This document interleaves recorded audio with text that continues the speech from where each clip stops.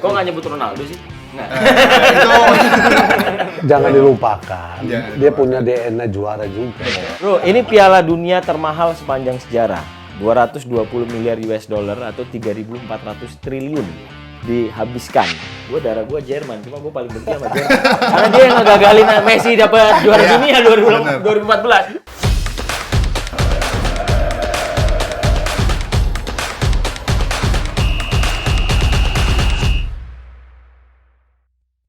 Salam Run Sportainment. Halo pecinta sepak bola, kita jumpa kembali di Super Fan sama gue Stuart Henry, di mana kita akan ngebahas banyak hal tentunya langsung dengan komunitas-komunitas fans club yang ada di Indonesia, dan juga kita punya bintang tamu spesial yang selalu kita hadirkan supaya makin asik ngobrolnya.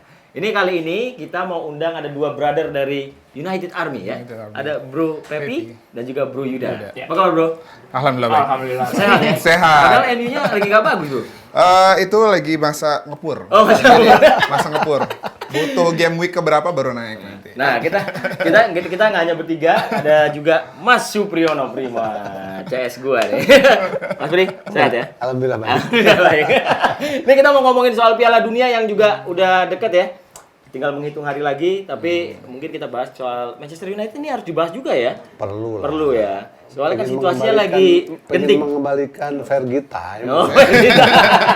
Tapi kita tanya dulu Mas Pri sama Bro Pepi sama Bro Yuda. Sejak kapan suka Manchester United? Kalau saya sih dari 96. 96, berarti di eranya Masih ada Cantona. Cantona masih ada, Beckham dan kawan-kawan, Ya, Class of Peter 92. Schmeichel. Oke. Kalau Bro Pepi? Saya 99. Oh, sedikit lebih 99. muda. Sedikit Tapi masih ada juga itu pemain-pemain Masih ya? ada. Kecuali Cantona udah nggak ada. Ini berarti korban-korban Fergie time ini ya? Bisa Iya. jadi.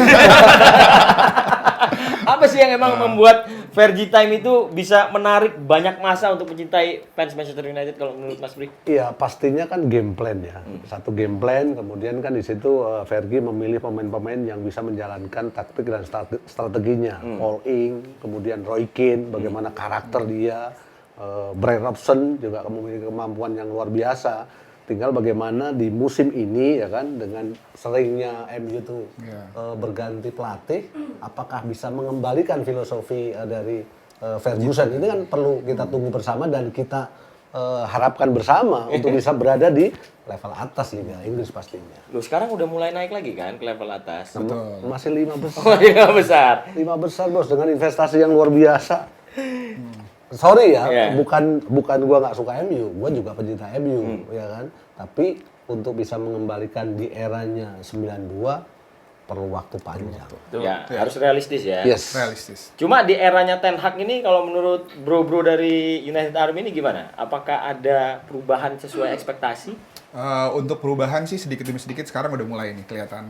Jadi yang paling kelihatan itu untuk sekarang lebih ke passionnya nih. Udah mulai ada pemain-pemain ada yang membawa pengaruh positif ke beberapa pemain yang udah lama gitu. Kayak Lisandro Martinez nih dia kencang banget ya. Kok nggak nyebut Ronaldo sih? Nggak. Itu juga sih. Jangan dilupakan, Jangan dia punya DNA juara juga. Betul.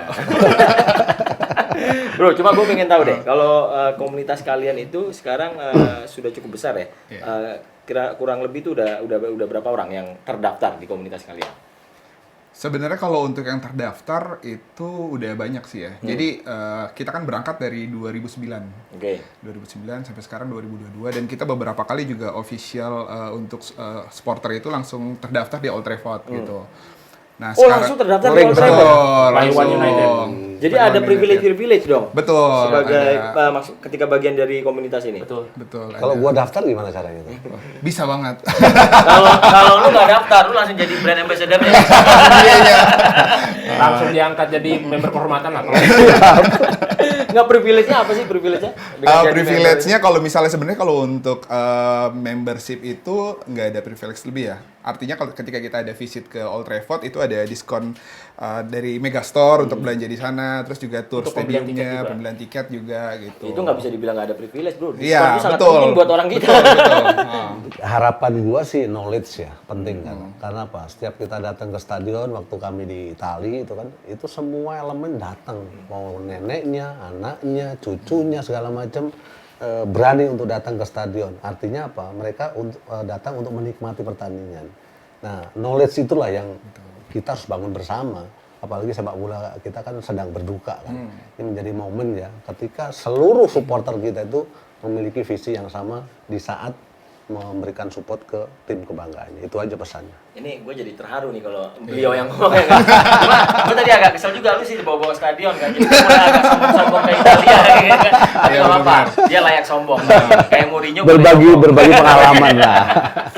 Cuma kalian itu bergabung dalam komunitas United itu punya kegiatan-kegiatan nggak yang rutin gitu, misalnya reguler dilakukan nobar atau mungkin main bola bareng. Apa aja sih kegiatannya di komunitas kalian? Kalau untuk kegiatan sekarang karena mungkin setelah pandemi itu rada kurang untuk nobarnya offline-nya.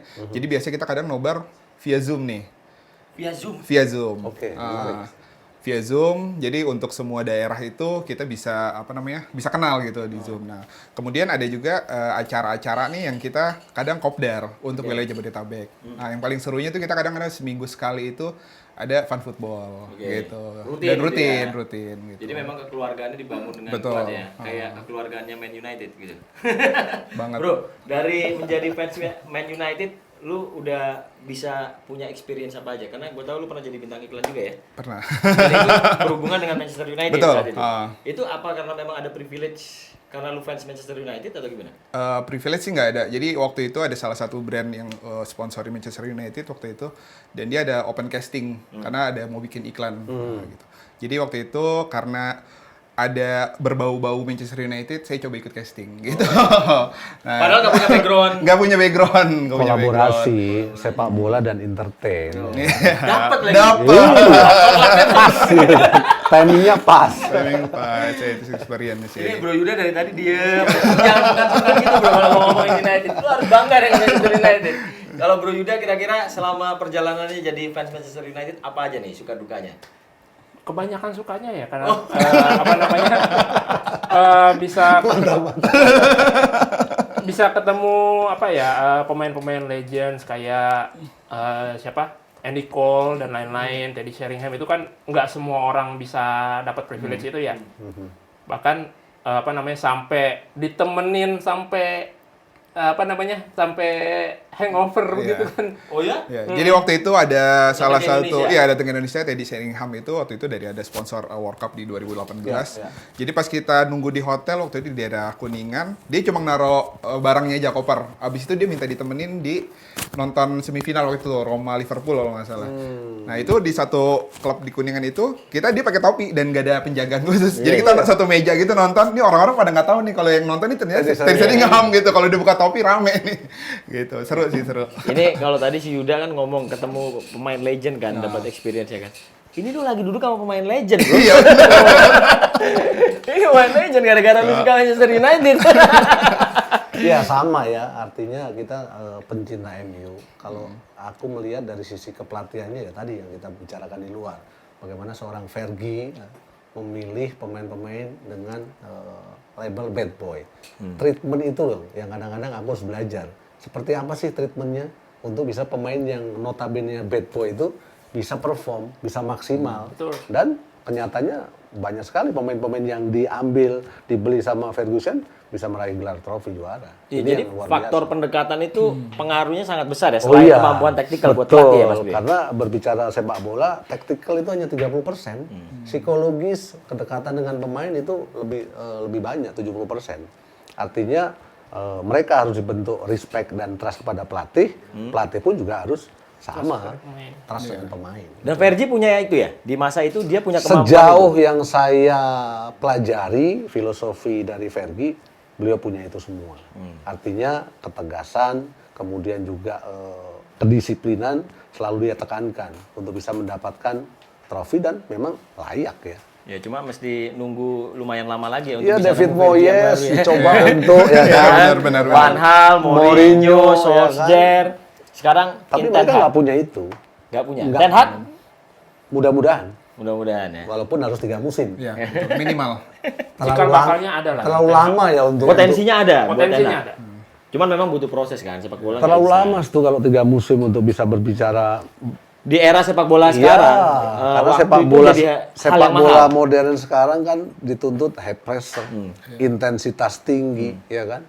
pasti harus ada coach influence yang lain ya. Apalagi di Premier League kan, kita tahu kalau misal Premier League tuh 5-6 pertandingan nggak sesuai ekspektasi. Walaupun kita juga harus percaya bahwa ada siklus, ada generasi emas, baik itu individu pemain ataupun klub untuk bisa berada di level atas. Kita flashback Liverpool di era 80-an kurang dikdaya bagaimana Nunggu ya. 30 tahun. Harus menunggu 30 tahun. Berarti ini MU nunggu berapa tahun kira-kira? Nggak nyampe 30.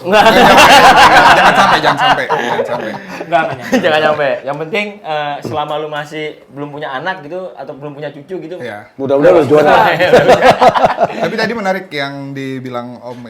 Jadi kalau misalnya Fergie itu dia ada ketegasan disiplin, dia nggak memandang pemain bintang. Itu.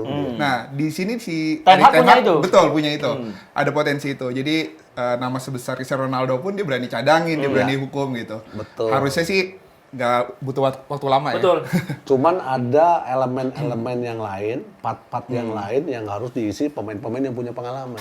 Belakang ketika itu ada Yapstam. Ya. Iya kan? Ada Ronnie Vidic. Vidic. Iya kan? Itu duonya paling tangguh tuh. Luar biasa kan? Depannya pun juga ada pemain-pemain yang Iya. memang notabene-nya punya pengalaman luar biasa. Cuma- Tinggal kolaborasi ini yang harus dimaksimalkan oleh Ten Hag. Nah, kemarin United ada 12 pemain yang dipanggil ke Ya. Piala Dunia. Kebanyakan Inggris. Terus Yes. Portugal. Cuma biasanya kalau gua ketemu sama fans Manchester United, dukungnya Inggris. Kalau lu apa, Bro, di Piala Dunia? Dari lama udah Inggris sih. Dari lama udah Inggris. Kalau Bro Pepi? Saya Portugal. Oh, Portugal. Karena faktor Ronaldo.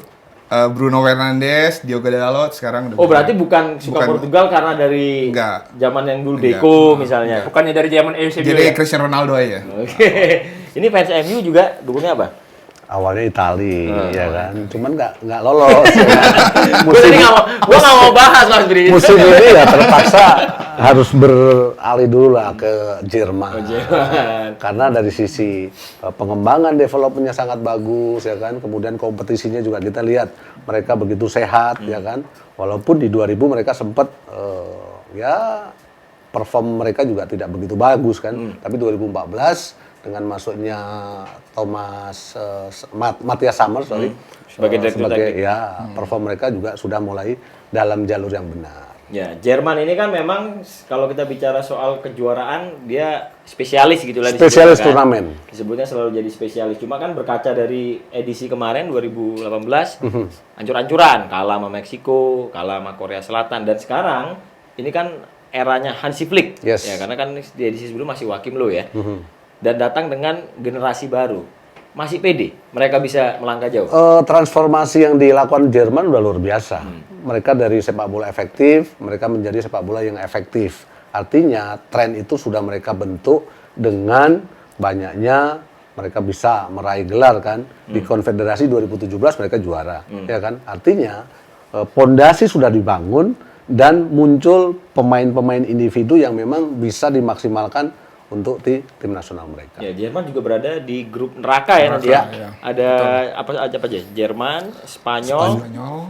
Lawannya berat-berat. Pokoknya kalau misalnya ada 3 tim yang punya kesempatan lolos itu berat udah. Pastinya mereka akan bisa keluar dari fase grup, ya kan? Ketika mereka bisa keluar dari fase grup, saya pikir 4 besar itu jaminan lah. Gue Jerman, cuma gue paling benci sama Jerman. Karena dia yang ngegagalin Messi dapat juara dunia 2014. Dan lucunya kemarin Götze dipanggil lagi sama dia.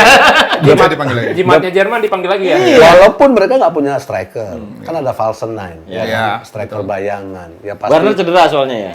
ya dengan pengalaman yang ada pasti saya pikir mereka akan bisa lolos. Ya, kita geser ke Portugal. Nah, kalau Yes. Portugal nih, MU kan ada 3 ya pemainnya ya. Ada 3. Diogo Dalot, Cristiano Cristiano Ronaldo, Ronaldo, Bruno Bruno Fernandes. Nah, tapi kemarin juga sebenarnya ada polemik juga nih panggilan-panggilan pemain untuk pergi ke Piala Dunia. Iya. Di MU juga ada. Ya. Kita bahas Maguire dulu kali ya. Lord Maguire. Maguire ya. Lord Maguire. Lord Maguire. Ada banyak yang ngomong kenapa kok Maguire dipanggil? Harusnya Tomori.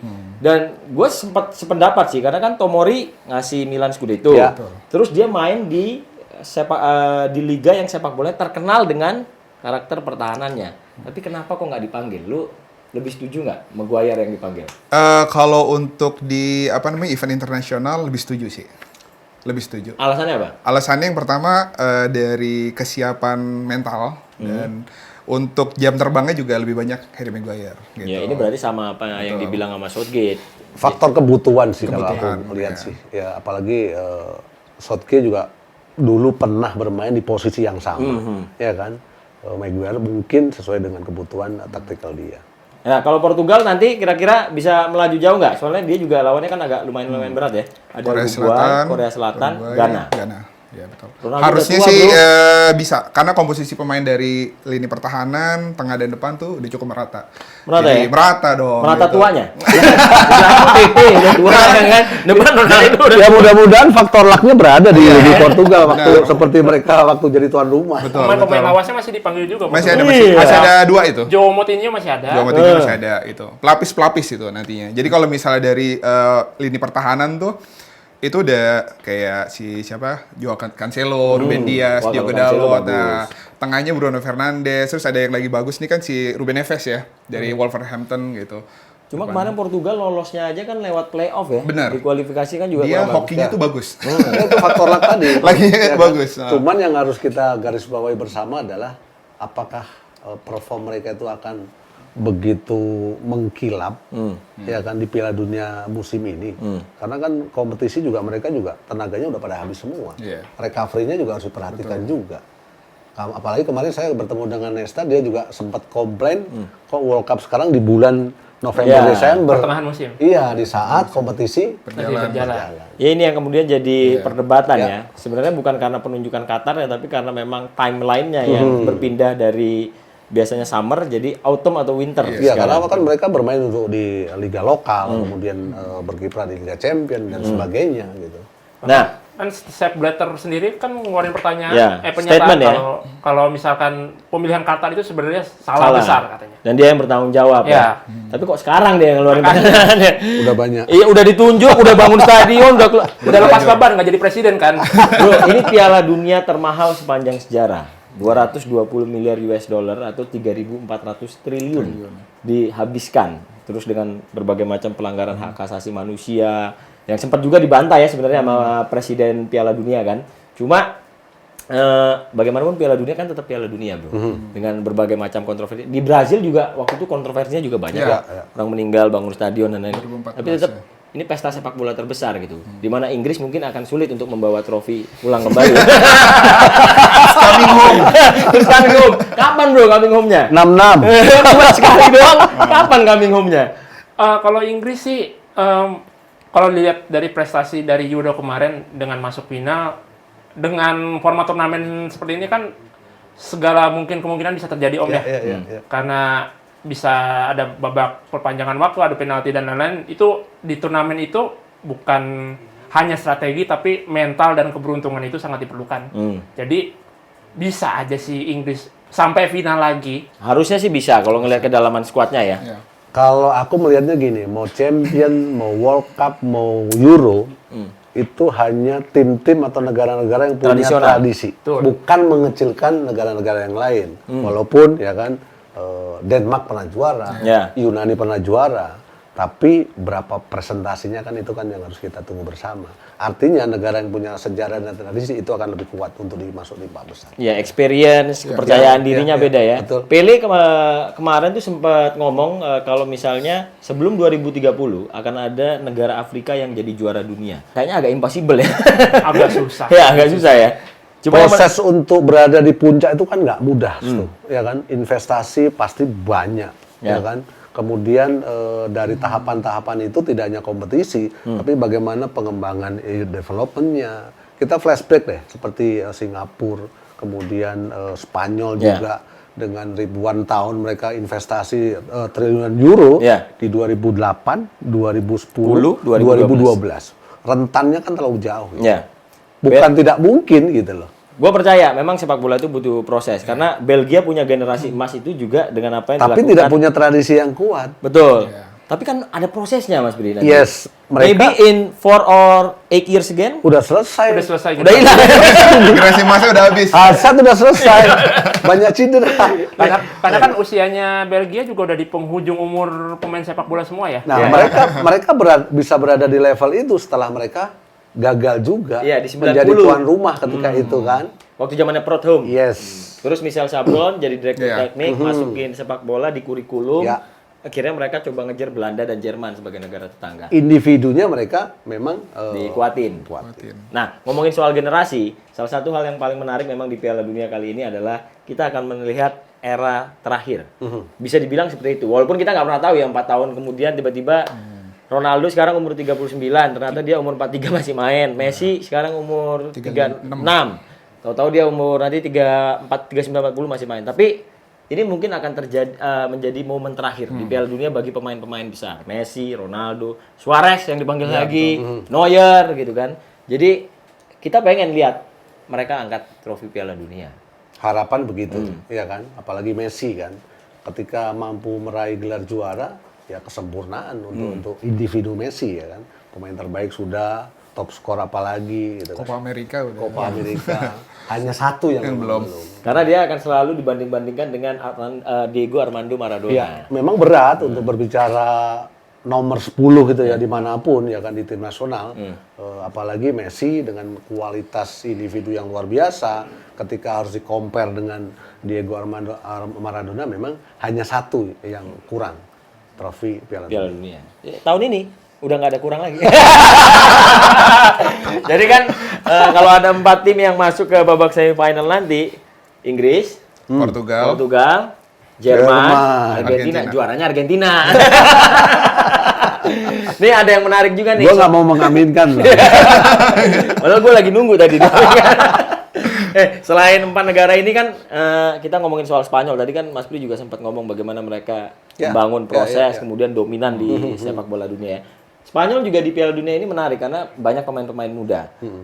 Penjaga gawangnya bukan David De Gea, bro. Kenapa, bro? Bukan David De Gea. Hah? Lu merasa emosi gak ngelihat David De Gea nggak dipanggil? Emosi.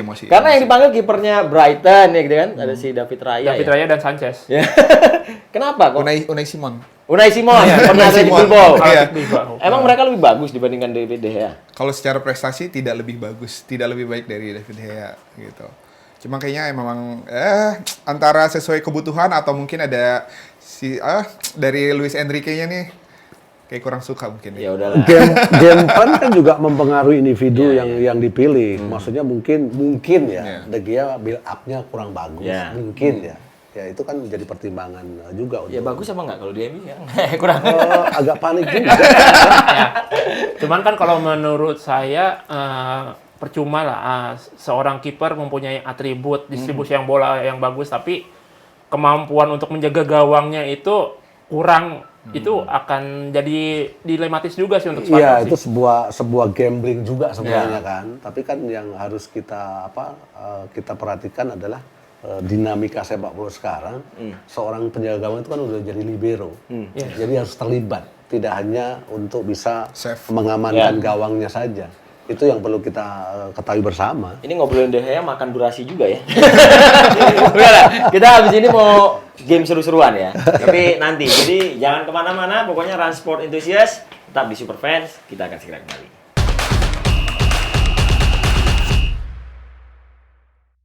Kembali lagi di Super Fans. Masih ada Mas Supriyono Prima, ya kan? Siapa yang nggak kenal Mas Pri? Ya.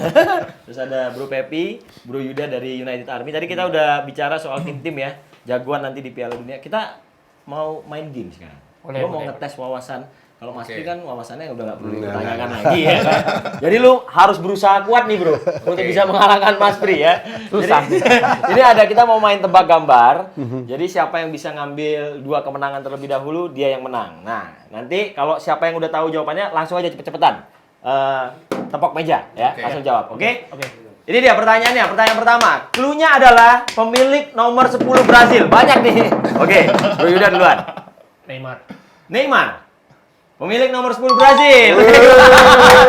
Wah, bro, gue pikir nomor 10-nya nomor 10 yang masa lalu. Dan sekarang Gue mau bilang Romario tadi. Kirain bajunya baju Brazil yang sekarang mukanya Rivaldo. Lu kenapa yakin itu tadi Neymar? Jersey dan postur tubuh sih. Makanya tadi takut kirain mukanya dirubah, kirain Rivaldo gitu kan. Kalau fans tuh tahu ya, dia jersinya tahun ini ya. Benar. 1-0. Yuda unggul ya. Ini sekarang ke pertanyaan berikutnya. Cluenya adalah samurai biru. Oke, Bro Yuda lagi. Bro, lu jangan terlambat dong. Coba Bro Yuda. Pelan nih. Kagawa kayaknya. Nggak tahu deh. Shinji Kagawa? Salah. Kayaknya salah. Oke, lo. Minamino. Takumi Minamino. Iya. Takumi Minamino. Nggak haram itu ngomongnya. Ya. Satu untuk Yuda. Soalnya gue satu. sering nonton Liverpool. Lo hafal ya orang-orang yang lo benci lo hafal ya. Ini Mas Supriyono Bima ini masalah kredibilitas lo ini. Tolong Mantri, tolong dijawab. Oke, cluenya punya selebrasi memanah. Tadi disebut loh padahal. Oke. Edinson Cavani. Ya. Tadi padahal disebut.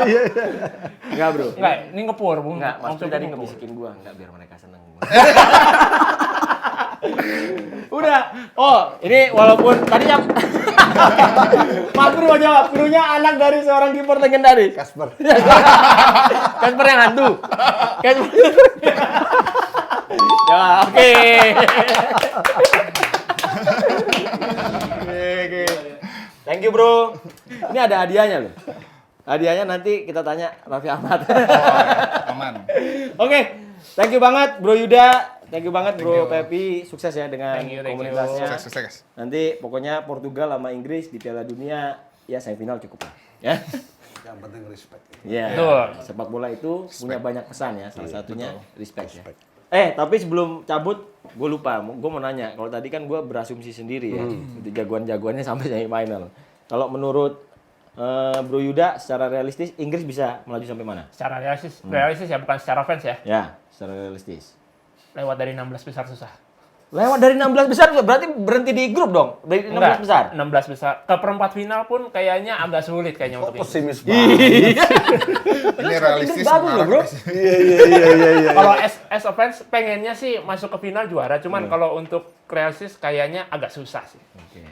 Kalau Portugal, Bro Pepi? Portugal minimal semifinal. Minimal. Minimal ya. Lu cukup pede dengan pemain-pemain Pede, tua itu? Pede. Hanya Jerman yang bisa mengatakan 4 besar. Ya. 4 besar. Hanya Empat Argentina yang bisa mengatakan ini tahun kami.